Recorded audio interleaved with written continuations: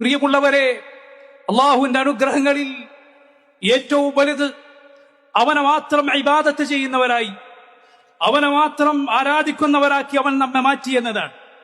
മുഹമ്മദ് സല്ലല്ലാഹു അലൈഹി വസല്ലം അവിടുന്ന് മക്കയുടെ ആളുകൾ കൂടുന്ന മക്കയുടെ ഇടങ്ങളിൽ എഴുന്നേറ്റു നിന്നുകൊണ്ട് ജനങ്ങളെ വിളിച്ച ആ ദീനേതോ, ആ ആദർശമേതോ, അത് സ്വീകരിക്കാൻ അള്ളാഹു നമുക്ക് തൗഫീഖ് ഏകി എന്നത് പ്രിയമുള്ളവരെ എത്ര വലിയ അനുഗ്രഹമാണ്. റസൂലുള്ളാഹി സ്വല്ലല്ലാഹു അലൈഹി വസല്ലം ആ ജനങ്ങളെ വിളിച്ചുകൊണ്ട് പറഞ്ഞു, യാ അയ്യുഹന്നാസ്, ഓ മനുഷ്യരെ, ഖൂലു ലാ ഇലാഹ ഇല്ലല്ലാഹ് തുഫ്ലിഹു, നിങ്ങൾ പറയൂ ലാ ഇലാഹ ഇല്ലല്ലാഹ് എന്ന്, തുഫ്ലിഹു, എങ്കിൽ നിങ്ങൾക്ക് വിജയിക്കാം.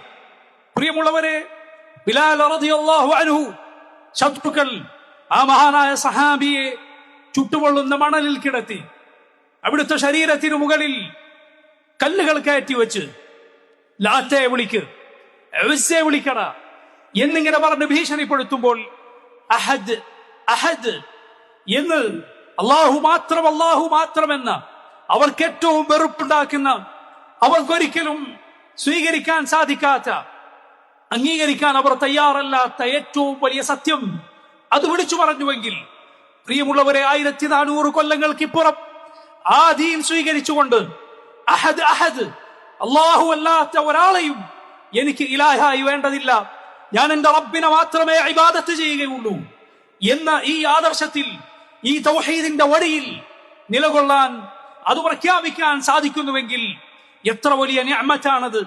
എത്ര ആളുകൾക്ക് നഷ്ടപ്പെട്ട ഈ സന്മാർഗമാണ് അള്ളാഹു നിനക്ക് നൽകിയിട്ടുള്ളത് എന്ന് സഹോദരങ്ങളെ ചിന്തിക്കുക.